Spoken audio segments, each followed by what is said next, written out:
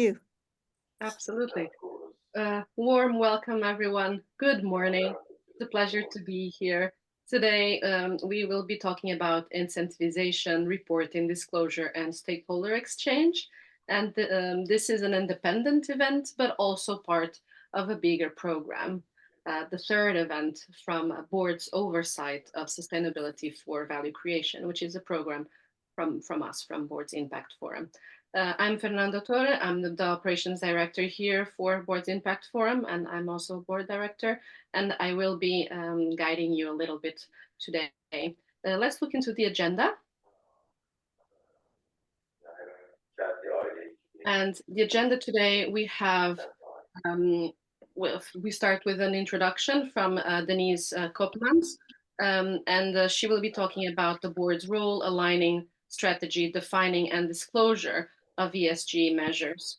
Then we will have a presentation from Frederic Barge, and he will be talking about key drivers for incentivization and activation, followed by a presentation by Jane on disclosure and stakeholder exchange.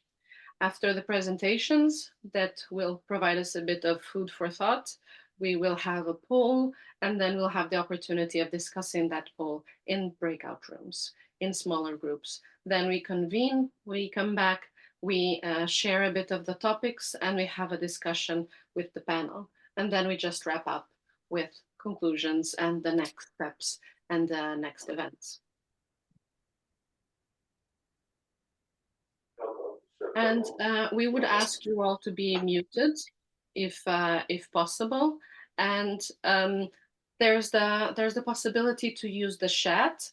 Please make sure that you share where you are calling from. You can make a little presentation of yourself and share all your questions in the chat.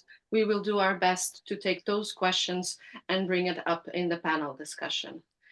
Here today, we are 40% board directors representing the Nordic countries, 60% from the rest of the world, which is super exciting, and 21 countries in total.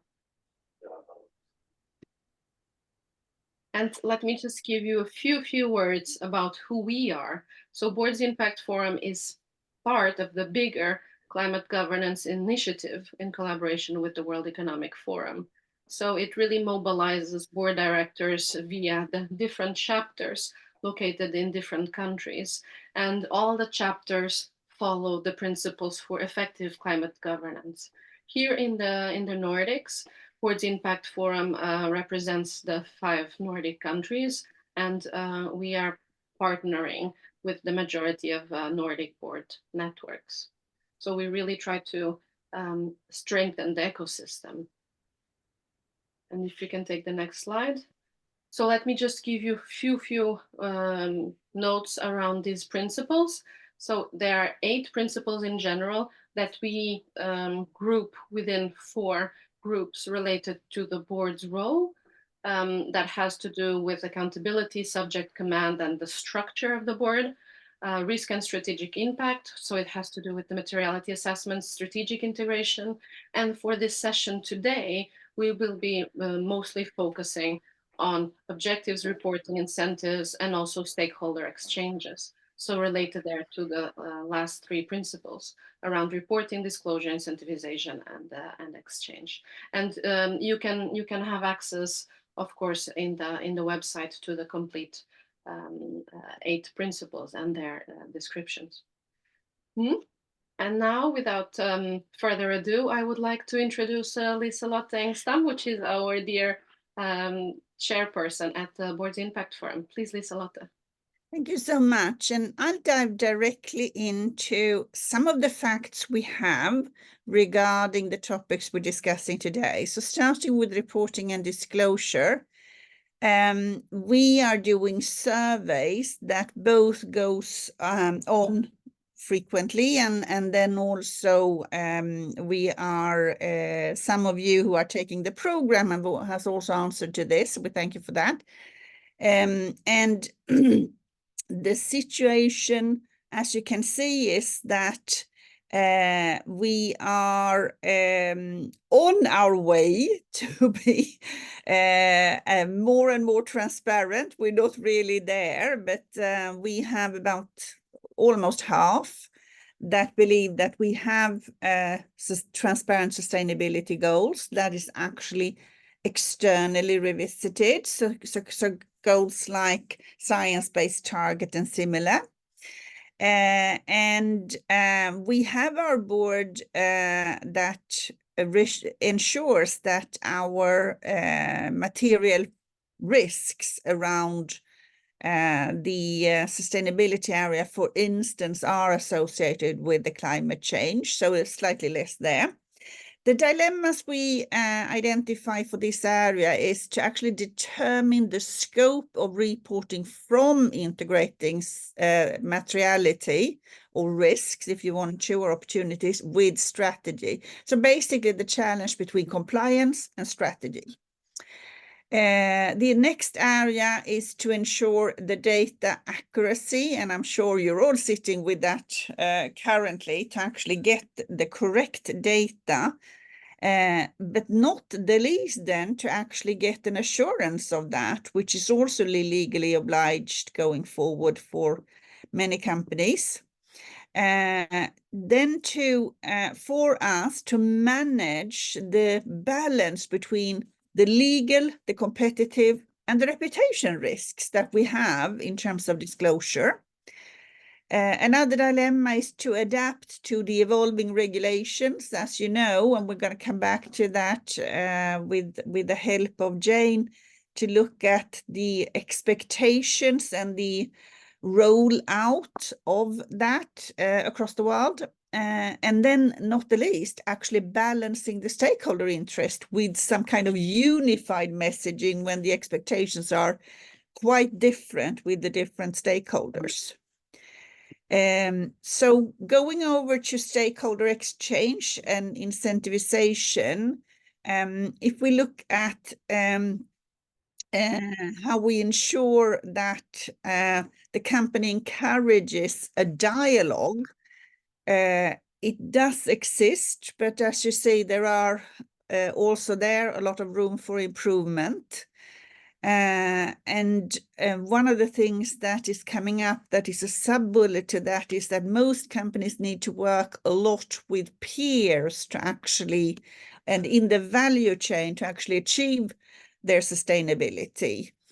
And on the topic of the actually including it in the long-term goals, we can see that the listed companies who've had it a bit more as a requirement are ahead, and we can see that it's starting to enter into the private world as well. And the dilemmas here is, of course, to balance the short-term financial and the long-term sustainability goals with remuneration or motivation. To balance these diverse stakeholder expectations and trying to get them to be patient with the corporate strategy and the transformation that you're trying to achieve. And then the balance of transparency is, of course, a big part. And also, one of the things that is coming up, and we have a lot of good insights that's going to be shared with you, is around the incentives in quite complex reward systems and to promote the behaviors that we're after. So without further ado, we are delighted to have Frederic and Jane and Denise that's going to join us. And we are starting with Denise. And Denise is a professional board member. We're delighted to have you. Denise works both on audit committees and remuneration committees and our chair of both of them, and also chair of an investment committee. As you can see in companies in Netherlands, Switzerland, Finland, and Germany. So she's also a member of our strategic advisory board, which we're very grateful for. And she has a background as an international CEO in global companies. And we're super delighted to have you here. So warm welcome, and over to you, Denise. Thank you, Lieselot, and thank you, Fernanda, for having me here. And very honored to be here on this panel with all the experts. And as I can see, also great people participate. So really looking forward to the exchange. Because as we all know, when it comes to ESG, it's all pretty new for us and we're all a bit navigating in the dark. But I will try to share with you some thoughts from the board level and maybe some examples of what we are working on in the companies where I'm on the board. So what I would like to share with you today, my views on the role of the board regarding ESG. When I talk about ESG or sustainability, I mean obviously more or less the same, although there are three parts of the ESG angle. However, ESG strategy, ESG rewards. I will say something about the reporting and measuring of ESG from my own experience, and also something about the disclosure and the assurance of the ESG results, which is all very new for us this year, as Lieselot referred to. So maybe first word on the role of the board in setting strategy. As you all know, from a corporate governance perspective, in most countries, exceptions, I think Germany, we have somebody from Germany as a participant as well. So there it's a bit different, but otherwise it's always the board who's in the lead of setting the strategy of the company. And for most companies, ESG is an integral part of this strategy. I think if you aim to build a sustainable business model, ESG should be part of that model, and it should be at the core, at the way you do your business. That's what I see in most companies where I am right now. I think we have passed the point of awareness. Companies are really integrating this way of thinking because they feel also their responsibility as a corporate citizen. I think if you want to go that way, and not all companies are at the same level. I'm also active in Switzerland and Germany, and some companies, especially in Switzerland, are lagging still a little bit behind, and also the privately owned companies. But I think if you really think as a board, sustainability or ESG is important, then the tone at the top is crucial. So what I've seen at the other companies where they were really going that way, that it was a tough ride. It is difficult. It is assessing for your company what is relevant. So if you really think as a board you want to go that way, it's very important to support the management in going that way and communicating as such in the organization as well. Boards have their thoughts and companies have their thoughts as well, but obviously, as we know as well, we have also somebody from an NGO on the panel, Jane, and I think it's interesting to hear from her how she sees things. But it's very important to realize for companies as well that they don't operate on their own. They operate within a legal framework, but also as a corporate citizen. And it means that there's a lot of exchange going on nowadays with stakeholders, various stakeholders. That was always the case, shareholders, employees, customers, but nowadays also a lot with NGOs. So I see in our companies, in the companies where I am, that there's a regular exchange with NGOs, throughout the year about the sustainability strategy, before, after, during the AGM. That is something new which you haven't seen about 5 years ago. So that is, I think, an important change compared to the past when we talk about ESG. And that obviously doesn't come out of the blue. We know all the cases which have been in the past. We know Urgenda, the organization which litigated against the Dutch government in 2015. There are the famous legal cases of Friends of the Earth, who started litigation against Shell and won that. And as a sequence or as a follow-up, in 2022, Friends of the Earth sent the 30 biggest listed companies in the Netherlands a letter asking to step up their sustainability targets. And new, of course, the litigation of Friends of the Earth against ING, and Exxon litigating against the NGO. And that is a very new development, which is I think, a bit worrying if you see it, but it takes place in the US, where there's obviously a different view on ESG than we have in Europe. And it's also more politicized in the US. What is sometimes challenging if we talk about NGOs, but maybe Jane can say more about it, that as company at an AGM, for example, you have sometimes to deal with competing ESG demands. So you have somebody sitting in the room saying, I'm for CO2, another one saying I'm for biodiversity, another one saying I'm for diversity, and all these NGOs have different demands and different wishes for the strategy. So that is for companies at this moment still a little bit of a challenge to deal with these competing demands. And as I've understood, in South Africa, there are even several litigations going on of several NGOs litigating against the same company. So that is something to see how that plays out in the future. Then maybe something about incentivization. That's what it's all about as well today. As you know, the board is also in the lead for setting the remuneration targets. Normally that is based on the strategy of the company. So it's all about the strategy where it starts with also when it comes to ESG and ESG KPIs. So in your strategy, you should have clear targets, KPIs of where you want to go and where you want to steer the management to, as Lieselot was saying, because what you remunerate, you get normally. Also, when setting these KPIs for remuneration, boards listen to their stakeholders. So there's a dialogue also with NGOs and other stakeholders, customers, what their demands are regarding remuneration, how we want to incentivize the management. There's obviously also the Say on Pay directive. So a lot of companies right now are in the process of submitting their new remuneration policy. 4 years ago, we had the first approval round, and now 4 years later, we have the next round. And that means that I, for example, as chair of a remuneration committee, have my exchanges with NGOs, with customers, with major shareholders, and with other interest groups. So so to say, the group of stakeholders has dramatically extended over the past few years. Maybe another aspect which is relevant is for a board when you set your KPIs, or even when you talk about the ESG targets in your strategy, it's important to have the relevant knowledge on the board. I mean, there's also a change. More and more companies are installing an HSS committee, a Health, Safety and Sustainability Committee, in order to prepare the discussions in the board. What we also see is that boards nowadays recruit a specialist in ESG on their board to make sure that they get quickly up to speed and have all the relevant knowledge available. When we come to setting the right KPIs, it is with what Lieselot said, you have to carefully select those KPIs.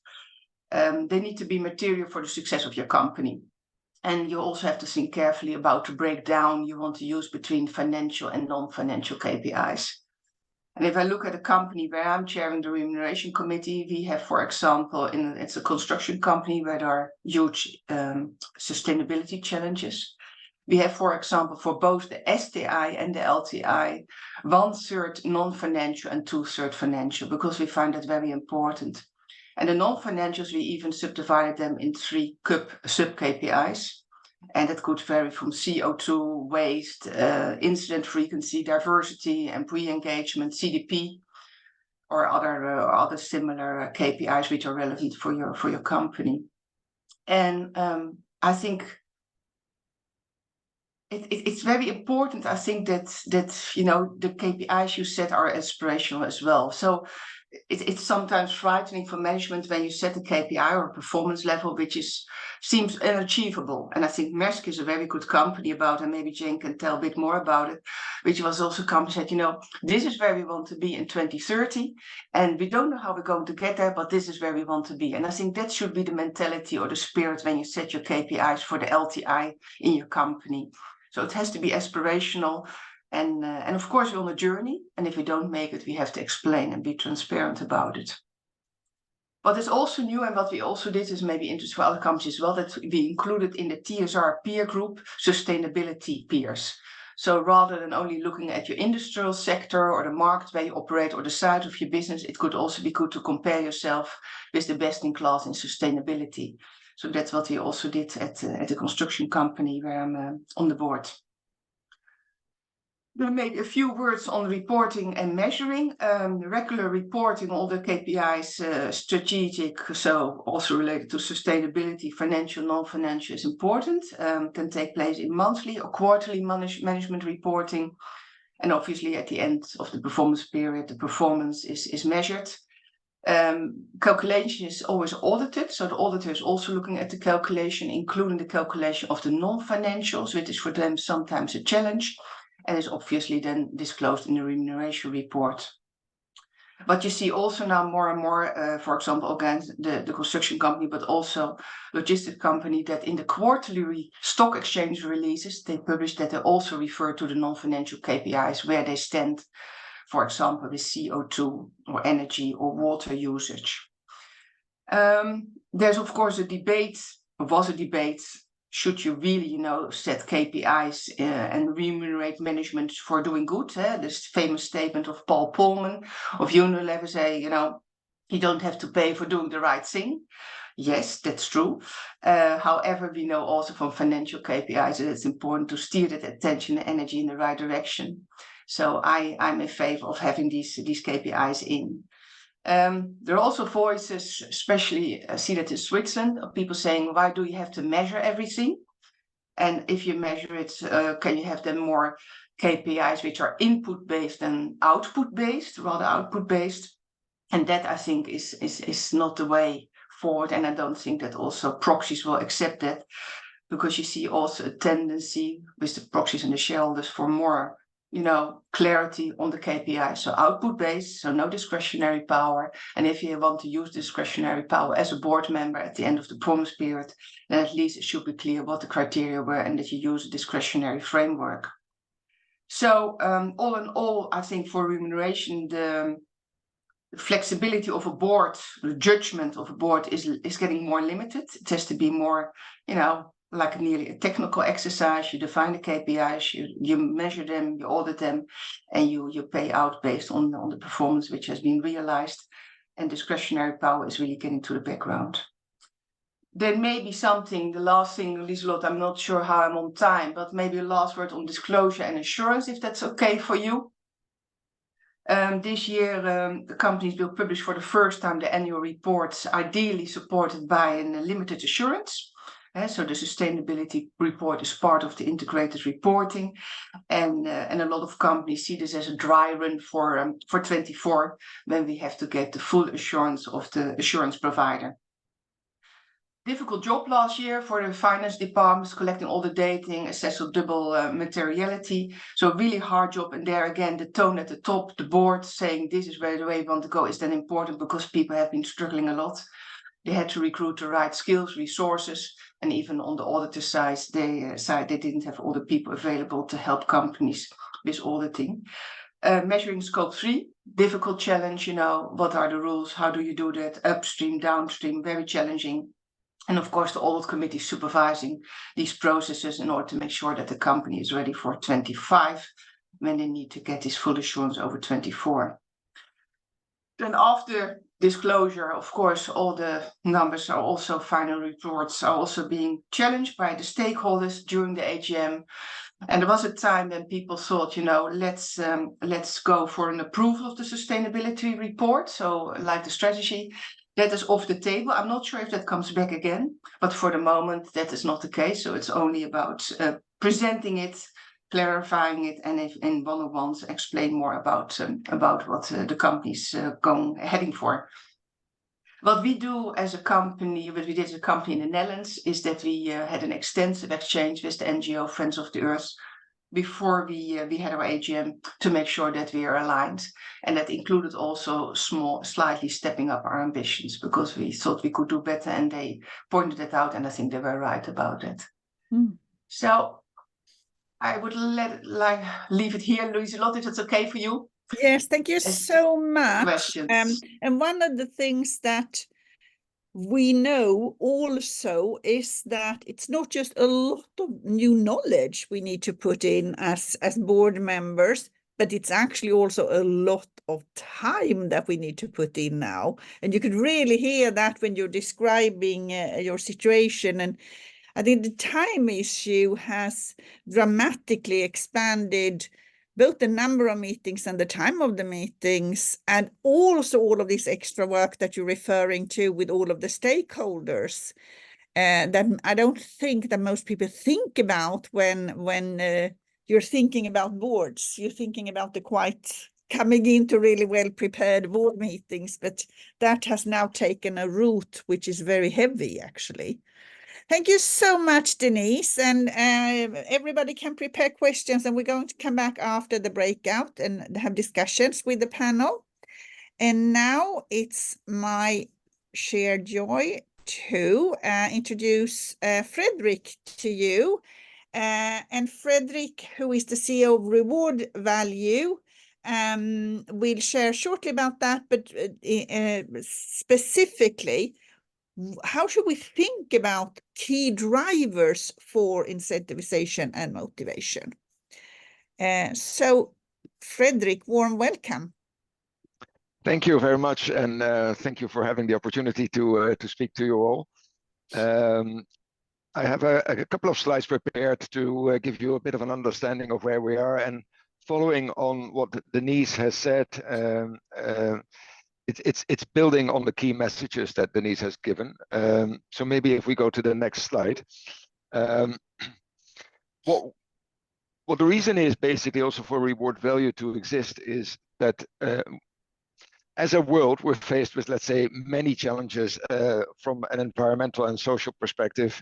We've crossed also many boundaries.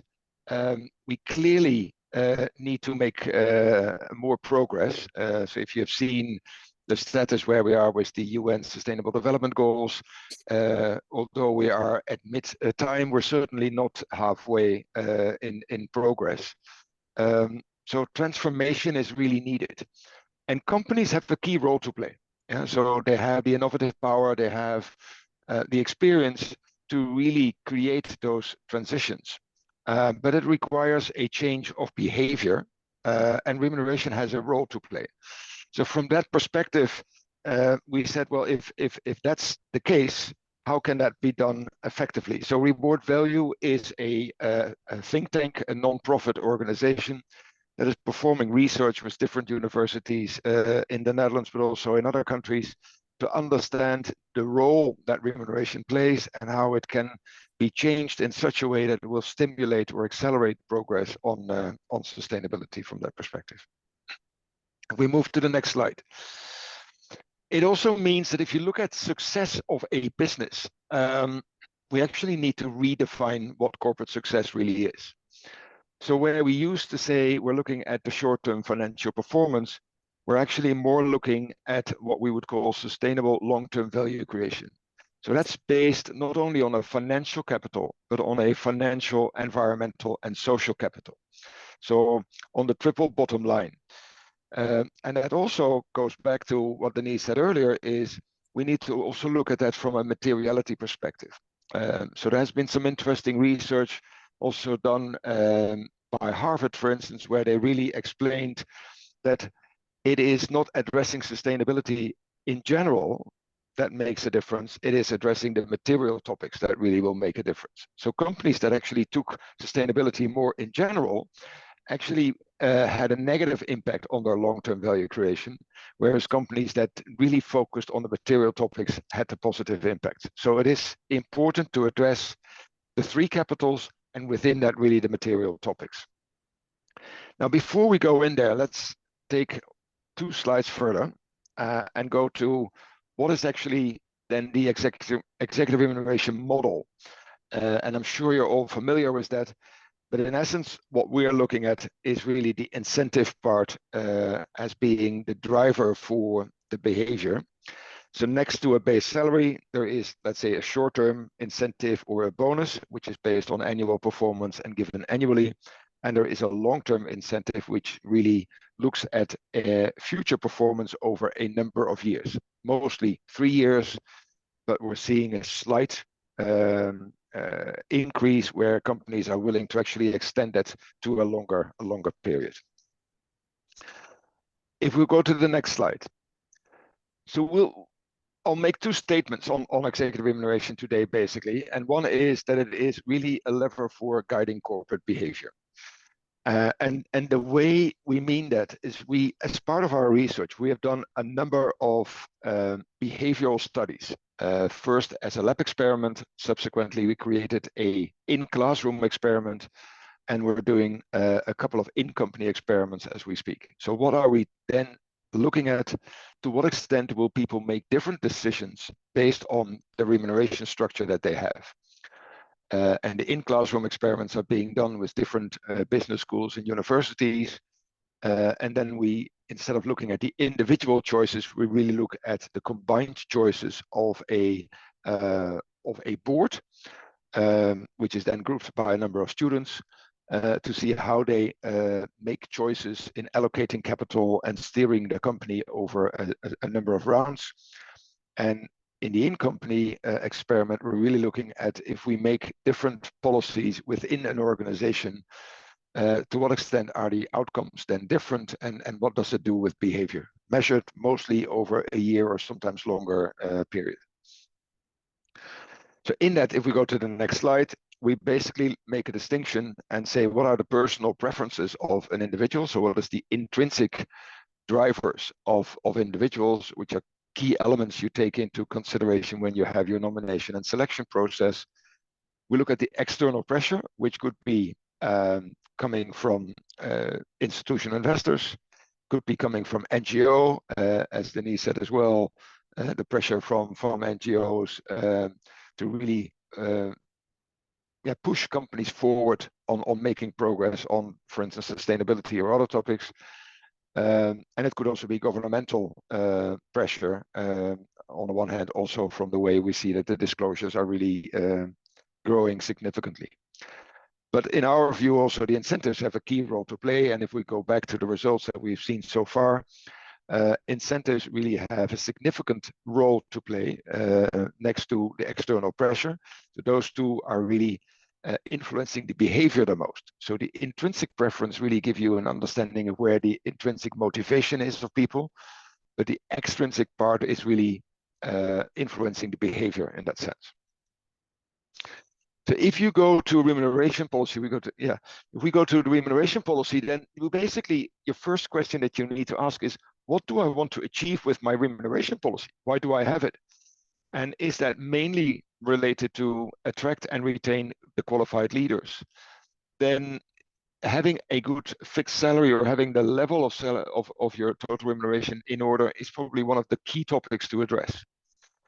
If you also want to really create long-term value, you see companies that are tending to move to say, besides the base salary, I could actually have a link to long-term share ownership.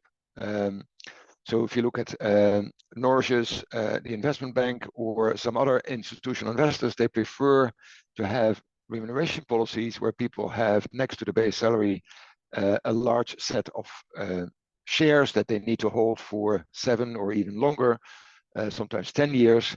And in that way, there is that alignment with the long-term value creation, which is then embodied in the share price development.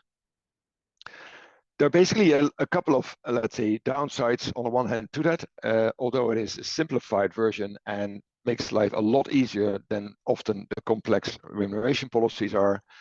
But it misses basically two things. First of all, a lot of the externalities, so CO2, water usage, waste, all those elements are not sufficiently integrated in the P&L of an organization, and therefore not always sufficiently integrated in the share price. And the other thing is, if we want to understand that remuneration has an impact on behavior, it is important that we also use those incentives to steer that behavior in a direction. So where you are also as an organization in a transition phase, then having a performance-based remuneration structure also helps you to steer and to focus on certain of those topics. So if we go to the next slide. The second statement is, it's not only a lever in guiding behavior, it's also a truest expression of the corporation's real priorities. So in the remuneration policy, you actually make clear what you feel is the most important. So where do you hold your executives accountable for? How are you going to assess them? And the expression of your remuneration policy is giving a clear guidance. And sometimes there is really a gap between what we see in a purpose statement and what the ambition of an organization is and what is really embedded in the remuneration policy. So if we look at the company on the next slide, we basically look at it along the line of 4 Ps. So on the one hand, we look at purpose. And purpose not in a sense only of, let's say, a 2-line sentence, but really more in a sense of what is the corporate ambition? What does it want to achieve? You could call it the intrinsic motivation of the organization. Then we look at practice. So what are the input measures taken by the organization, which could be CapEx, R&D, but also the investment in people, but also your remuneration policy. So how are you going to hold your executives accountable? So how do you actually, what are the things you do to give meaning to that ambition? So it's a commitment confirmation you make in those in the practice. And then we look at the performance. So what is the output and outcome resulting from those investment decisions, and to what extent are you not only delivering on your ambition, but are you also creating that level of progress, certainly on your long-term strategy goals? And then finally, how do you hold your management team accountable is in the execution of the policy. So what is the actual pay delivered, and to what extent is that a fair reflection of where you are with your sustainable long-term value creation, and also the progress you make towards your longer-term goals. So on the next slide, and you look at, let's say, the remuneration elements, then there is really a clear line of connecting those 4 Ps. And in setting up the policy, the first part is really to connect that link between purpose and practice. So the way we do that, and I'll flip through it pretty quickly, is on the next slide. Let's simplify that whole process. So if we look at designing a remuneration policy, then there are basically 3 blocks that we need to look at. First is the purpose alignment. So what is that ambition level that you have as an organization? And if you look at your strategy, your values, your purpose, and your ambition as an organization, divide that over the 3 capitals and understand to what extent you actually are addressing the material topics. And material in a sense, not only from the financial, but also the impact materiality. So a double materiality, and make a clear understanding how you can allocate that over the financial, environmental, and social aspects, and then apply a time horizon to it. So to what extent, over what time frame do you want to achieve certain results? So in that part, you create a bucket or a kind of dashboard on what are the key drivers for you as an organization. And then you need to make a selection, because you can't include everything in your remuneration policy, because if it's getting too much, it actually will take away the steering element. So the next part of your design is really around the behavioral steering. So the key elements in there are more in what is the mix between fixed and variable, and the mix over a short-term and a long-term incentive.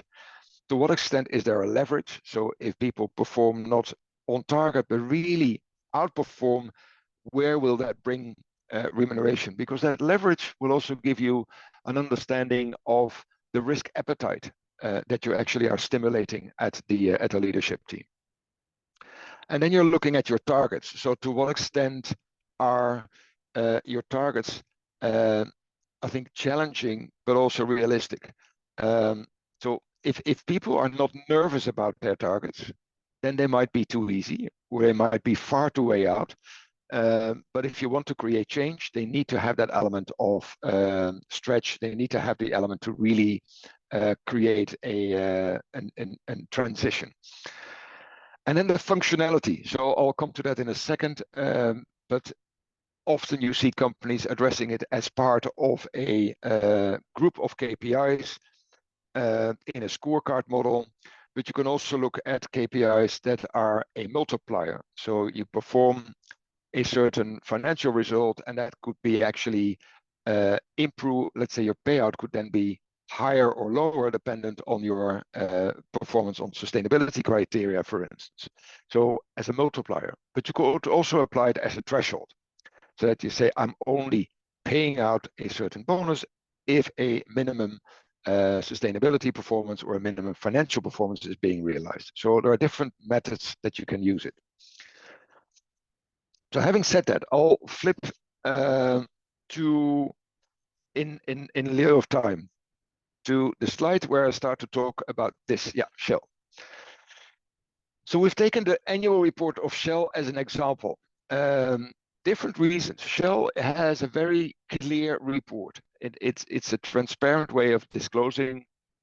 Also, if you look back on the performance that's been realized, the targets has been set, and to what extent the company has applied any discretion in their decision making or not. The way they demonstrate their short-term and long-term incentive gives you a clear structure. So you have on the short term in the middle, they have 4 different blocks, which are more related to cash flow and operational excellence. There is their journey in the energy transition, and there is the element of safety. And it gives you a bit of an understanding of where they want to move. In the long term, they have also 4 different buckets related to the cash generation, the relative TSR, so how are they performing stock price technically against their peers, the absolute free cash flow, but also their energy transition and how are they performing on that, each for a quarter, so that gives you a bit of an idea. If we flip 2 slides, so you get all the slides so you can see a little bit more, but if we look at the behavior and the way and to ensure that we create behavior, what we're actually doing in part of our models, and if you have the guidebook, you also have access to our calculation models. You can do that yourself. But we want to say is to what extent what is the ultimate relevance of each KPI? So what we've done in this exercise is looking at the at target performance. So what is that then as a percentage of total compensation? So base salary, short-term and long-term combined at an on-target level, then what is each and every separate KPI? And what comes clear, if you look at, let's say, the long-term at Shell, they each account for about 14%. So that has sufficient weighting and will steer, let's say, behavior in realizing those targets. If you look at the short-term incentive, then for instance, the ones that are more related to sustainability, so selling the lower carbon products or reducing operational emission or partnering to decarbonize, each account for 1.2%. So what you then see is that the impact of that KPI, however important it may be, is relatively small. And sometimes we see companies looking at including as much as they can, either because they want to demonstrate that they take all those issues into consideration and they feel that it's important to demonstrate that, or they want to include it because it has an impact on the rating by sustainability rating agencies like the Dow Jones Sustainability Index or Sustainalytics.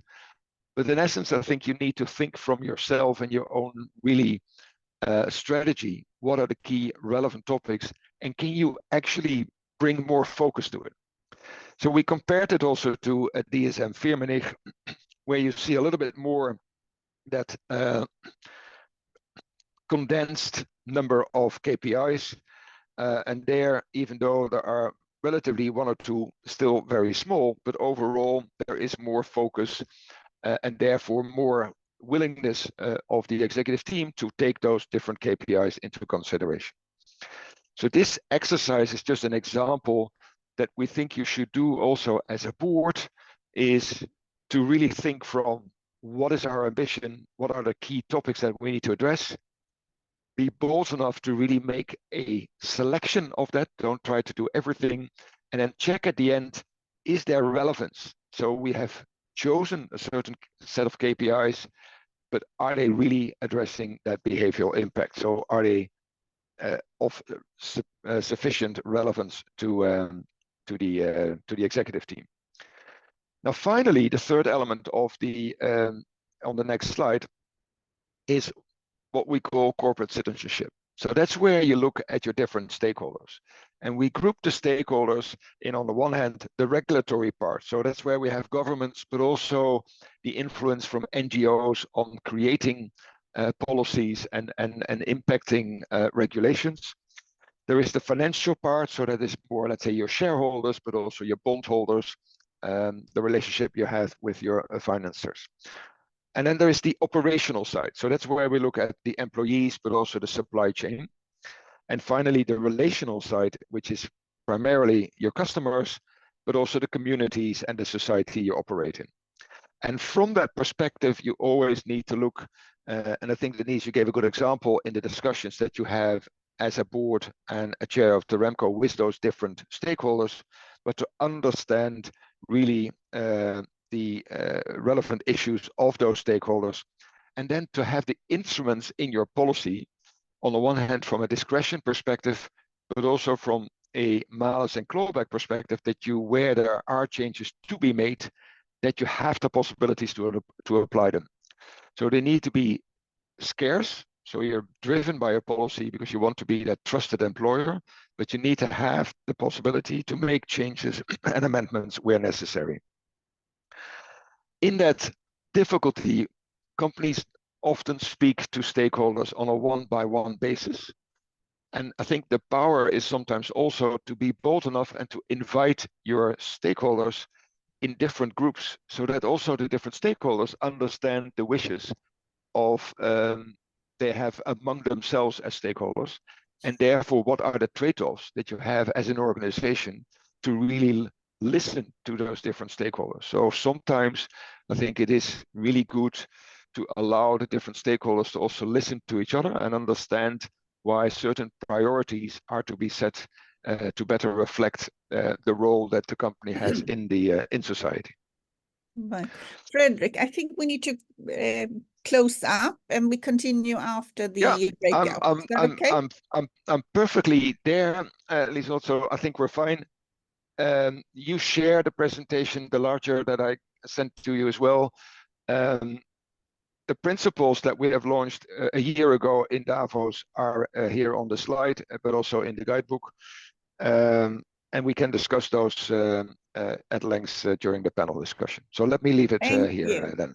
Yeah. Thank you so much, Frederic. And I think your work is really important and a fantastic way for all of us. And we're going to share the links also in the blog post that's coming.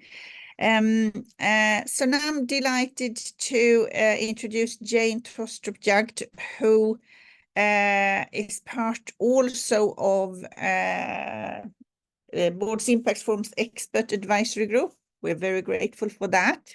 And you're also the director of Net Zero Finance at Women Business Coalition, and a member of a number of these regulating or finance driving groups. So I'm not going to go through that in detail, but you have a really interesting background also with some of our Nordic companies as Ørsted and Maersk. Warm welcome, Jane. Thank you so much, Liselotte. Next slide, please. I have arranged this slideshow. It's very short, hopefully, you will see, into two sections. I have one which is related to the regulations that are alive now as we speak. And then I have a small section on what will come in a very short time. So the first one here on what is already alive is the green taxonomy. Some of you may have heard of it. And actually last year we investigated how are companies applying this taxonomy regulation. We did not see whether, I also looked at whether companies were aligned or not, but that was not the main purpose here. We wanted actually to see, is this useful for companies? And is it useful for the financial companies also? And what we can see is that it is very complicated for the companies. We can see many issues. We actually, when we only looked at the principles for the companies, we could see like a bit around half of all the companies had some, you could say, technical issues in their reporting. And some of them were pretty severe, I should mention. And that is problematic.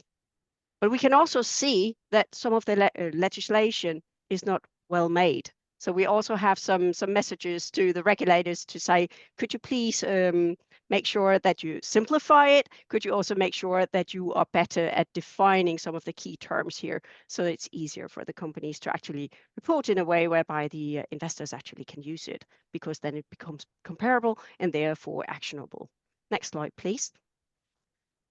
So if you have not encountered with the taxonomy, briefly, I can explain what it is. It is a classification system that has been invented whereby both the company and the investors can identify whether the company per se, but actually also sub-parts of the company is green or not, defined by this classification system. What you do in the company is that you report which part of your revenue, your OPEX and your CAPEX, how much of that is eligible, that means covered by the taxonomy, and how much of it is actually aligned with some criteria which is in there. And that is, of course, fantastic, because the idea is here that we would actually protect against greenwashing. You know, historically, ESG has been very much a free play where you can claim all kinds of things. And that is now not the case, because we have the taxonomy. We also have a new legislation against greenwashing when you label your goods and services. So many things are happening legally to prevent from greenwashing, both towards the customers, but also against the investors and capital providers at large. Next slide. So, but if you look at it from a company perspective, the way you should see the taxonomy is that it's actually a way of raising capital. Because what we see a lot is actually even totally black companies, and we heard previously from Denise that we see some ESG backlash, especially in US, and that is absolutely true. It's really problematic. But what we see is that totally black companies can actually identify projects within them whereby they can move, so that we can see that they can issue green bonds for that sub-project. And that is fantastic, because there might be some issues with companies who are considered a sin stock because their primary project or primary products they prepare are considered black. But if they want to go on the transition plan and start making things in a greener way, they can actually do it, and they can actually also raise green capital on that. So that is what the taxonomy can do for the companies, and that is why it is so important that the companies are good at this, because then they are discovered by the investors. Next slide. Here we come to the section where I talk about the coming monster, the CSRD/ESRS.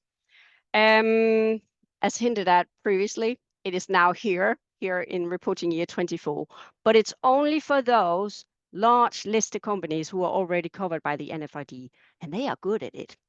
I know they have struggles. I know it is difficult, sure, but we will see the real hurdle next year, because then the CSRD will hit all the large unlisted companies, the private companies, but also the large subsidiaries of third country companies. They will also be hit in the second wave.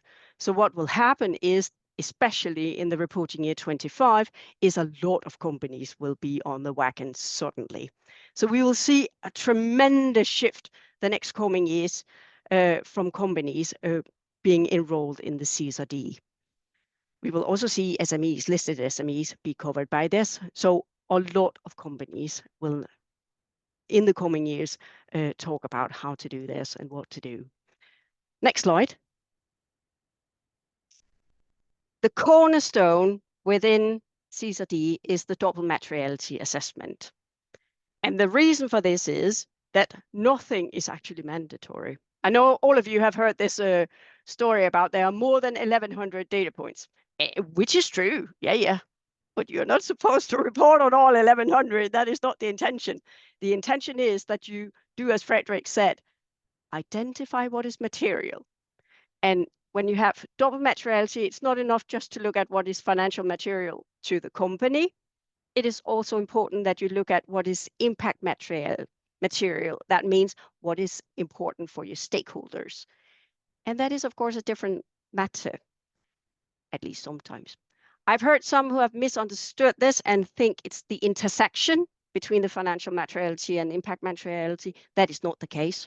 The case is also that you can easily be in a situation that things which are considered super important for the stakeholders are not very important for the company per se, at least on the surface. but that is still material and will have to be covered by the CSRD. Of course, the company would also always report on what they find important for themselves, but this is a new thing that the companies will also have to consider, things which they immediately didn't think was important, because it is important for the stakeholders. So that is important, and this is the cornerstone of everything within CSRD. So, and I will show you in 2 seconds why double materiality assessment will also have a deeper impact. Next slide. When you have done your double materiality assessment, it will impact on a lot of things, not just the reporting. What it should also do was to go back to the risk mapping and on the business strategy you do at the board, because otherwise it means very little. Then it's something you do down in the company, but in reality it's disconnected from what the board is working on. So that is the cornerstone here. And then it should, of course, also impact on what policies, the activities, and the targets you have. Going back to what Frederic said, it is super important that the targets are aligned with your DMA. Then it will also impact your financial reporting. And some may have forgotten this. There was something we some years ago talked about called TCFD, and that was related to how does climate change impact on your financials, and that could be impairments, that could be provisions, that could be assets lifetime, stuff like that, or even going concern actually, where you have to consider, will this be impacted? It might. If you have really old diesel trucks, well, actually not really old, they can actually also be fairly new and really well working, but they are not allowed to drive into the city centers in certain capitals in Europe. Then you have a problem. If all your customers, they are in the city centers, then you will have to shift your entire fleet. So that is important. And you will probably also have to impair them because there is no second-hand market for them, or the second-hand market is really low. So there are some impacts also financially, which you have to consider. And then, of course, you should also consider your 3 lines of defense. Many companies have a really nice 3 lines of defense framework set up, but it does only cover the financials, and that is not enough. Because, as Denise indicated before, there is audit now coming, and it is so much cheaper, faster, and much, much more convenient for the company if you have a really good control framework that makes sure that your data is useful. Plus, and this is going back to Frederic, what he said about all this, the bonus scheme. If you want to have a bonus scheme where you do not have discussions about whether this is calculated right or not, you need to have controls in place to make sure that the data is right. Because otherwise you will have endless discussions. I can promise you that. That is not nice. So this is why the DMA is super important. And this is why you need to focus on that to ensure that you have coherence in the company. Thank you.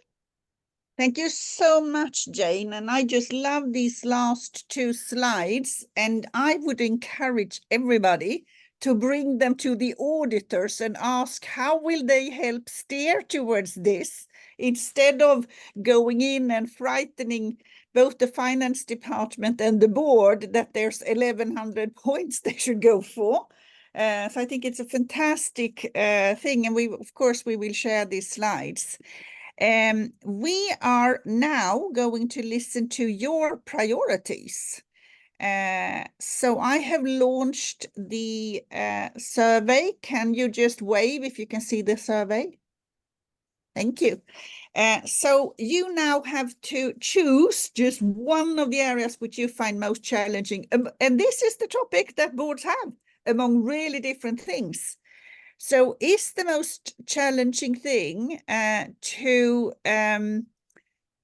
look into the scope of reporting and balance between compliance and strategy? Is it to get the data right? Is it to adapt to the regulations in terms of disclosure, balancing diverse stakeholders, aligning the remuneration, or adjusting it towards quite complex remuneration systems? So do go in and choose one of these that you find most challenging for boards. And we will soon get some of your perspectives in, and it's starting to. So I'll give you another 5 seconds to pick your vote, and then I'm going to show you the result. Okay, I'm ending the poll, and I'll share the result, which in some ways shows the complexity. We have 3 up running, which is the scope of the reporting and balance compliance with strategy. We have the data, both accuracy and assurance. And then we have this area of actually balancing the stakeholder interest. What we're going to do now is you are going to get a short time to be discussing in breakout rooms on the topic. And and I'll make it easy for you. The one who gets in last will the chair lead. The next one that gets in last is the vice chair. And just try to get through this discussion and come back with a perspective around the board practices that you feel can help your board to actually improve. So we're going to divide you into boardrooms, into rooms, and you are about 4 or 5 in each room. And I might move some people because you moved around a bit. But do we have any really quick questions before we open the rooms? Okay, so we're going to open the rooms. We'll give you about 12, 13 minutes to discuss, and then we'll bring you back. The companies at least really successfully kind of integrated so that you have it strategically, not just everybody filling into the compliance. Can you share anything of what you think was the impact of that? And how did you get to that? It's interesting. Well, it has to do with the agenda of the chair and the CEO. In this company where I talk about, where I'm chair of the remuneration committee, we had a new CEO coming in, and we had at the same time a new chair. And both of them, and it's also the time where they came on board, of course, where sustainability became more on the radar. Both had a sincere, intrinsic, as Frederic was mentioning, drive to do something about sustainability. And also, if you work in a construction company, you know, you're one of the most polluting companies, isn't it? So I think everybody's aware of that responsibility they have. And that drove, in fact, you know, that sustainability was seen as a competitive advantage. So this company really thinks that they can make the difference by working in a more sustainable way, and also by selecting projects which are aligned with that, and also selecting customers who are able to appraise that and also willing to pay a premium because it comes with extra cost. So I think it was driven from the top. Yeah.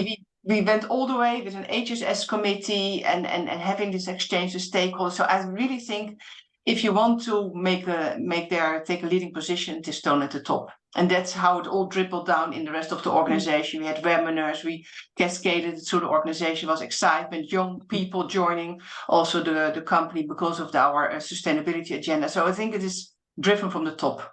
Right. And I think that is so insightful of you, Denise. Many of us who are chairs really now need to feel that we own this topic. Yeah. Otherwise, it's going to be very hard to get it in. Frederic, do you have any good examples that we should actually maybe learn from? Well, I think that there are examples in different parts. Yeah. So what we see companies, there are reports given by many consultants every year that the number of companies that is including ESG in the remuneration plan is growing significantly. I think what I try to explain today as well is let's be careful that we really remain focusing on the material topics and give it meaning. So the weighting and all that needs to be important. So those are elements that I think is one thing. So I see companies on the one hand making a decision for selecting the right topics in there, mostly done in the sectors where you already have a lot of environmental issues, so specifically there. There are some companies which also are willing to more look at the long term. So companies that either have, let's say in the pharmaceutical business, really long-term incentives for the CEO, which runs up to 10 years for the long-term incentive, but also for a significant part of the short-term incentive, which is deferred for that period in shares. So I think it's a combination of having the right topics and also the right time horizon. And there are not many companies that do that all right. So we see snippets of it, and it's and I think we need to bear in mind this as well is a process. Yeah, so we need to learn. And part of that discussion that was discussed earlier also by Lars, I think, is how do you really make the right choices for your short-term and long-term incentive? I sometimes also say to companies, well, also take this period as a sort of dry swimming. Yeah. So you might have a policy on the side that you're not really directly have effective, but you want to learn and measure certain topics. How are certain targets developing over time? So if I want to include something in the long term, you need to build up that experience, like you had in the past, understanding really how you have a good KPI for a financial. We need to learn this as well on the environmental and social side. So it's take that certainly time. true. However, the financial numbers have been developed since the 16th century, right? And now we need to develop these KPIs in such a quick facet. So, Jane, I have actually two questions for you. One of them is, how do you see that banks, for instance, is actually using the insight around the taxonomy and the transition plans?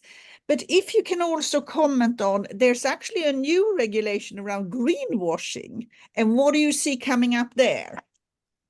Yeah, let's start with the banks. Actually, we see a lot. The last 5 years or so, we have talked a lot about ambitions and target setting and stuff like that. And what we see now is actually that the banks are moving towards action. Right. They want to see the targets, super duper, but it's not enough. So what we see is that, for instance, this month, Barclays, the big bank Barclays, they came out with what they call a transition finance framework, where they assess companies on their accountability. They had this target and now they are here. Is that accountable? Can we actually invest in this? Can we provide loans to these?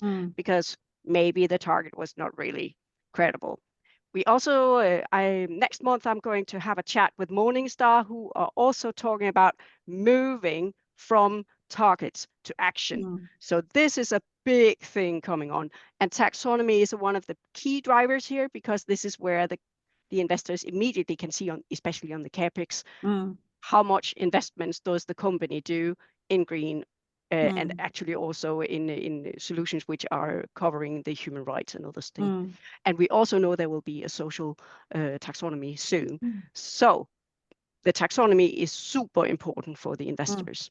And what's the impact of this new legislation on greenwashing? Oh, that is more related to the customers, actually, because it is more related to what you are allowed to, how you are allowed to appraise your products and your services. So it's a different game, but it's far more harsh than it's been previously. What we can say is that the company should be cautious with appraising themselves. So be careful. And one way of being able to still market yourself as green in some shape and form is to have your data in a good shape, whereby it's actually audited in a good way, because then you're also more comfortable. Should there be a litigation, should there be issues, then you know where you stand. So if I were a company having some of these markets where that greenwashing legislation is there, that would be my advice. We also see, and this is super short, we actually also see it the other way, where, especially in US, of course, where we see litigations for especially financial companies who are litigated because they have ESG. So it's a two-way. It's between a rock and a hard place. It is not nice necessarily. Yeah. And I think it's really interesting. I can also see already, and unfortunately, most boards have no clue how we're expressing our products in the market, but they will be hit by the results. So I think it's very important that we try to start to get a grip around this one as well.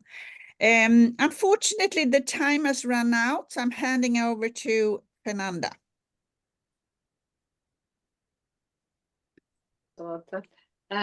Thank you, everyone, for being here. Deep thanks to all the presenters, the speakers. This would not be possible without you. And we just want to say also a few words about our upcoming events. So we have now, save in your calendars, on the 5th of March, we have our first event from the program Board Oversight of a Responsible AI for Value Creation. It's on the 5th of March, and the first event is going to be open. So please join us. Don't forget to register. You can also register to the complete program. And in this case, just go to our website to Board Oversight of Responsible AI for Value Creation. So the program is going to run through March and April. Also on the 26th of March, we have a very exciting webinar together with Chapter 0 UK and CGI in Hong Kong on Shares Fostering Psychological Safety, a Primer for Sustainability and AI Debates. So please check out our upcoming events, go to our website, make sure you register, and let's keep the action. Right, and for the ones on the program, we have our next one on March 1. And we hope that you will join us then, and we will do reflections around our own boards and do some gaming on that. So do make sure you join that, the ones who are on the sustainability program. Thank you so much, Denise, Frederic, Jane. Fantastic presentations, really insightful. It really shows that we need to continue to educate ourselves and be brave. So go out there, be brave, and we're going to share a blog post on this topic. Thank you so much for everybody for joining and engaging. Thank you so much. Bye-bye. Bye. Thank you.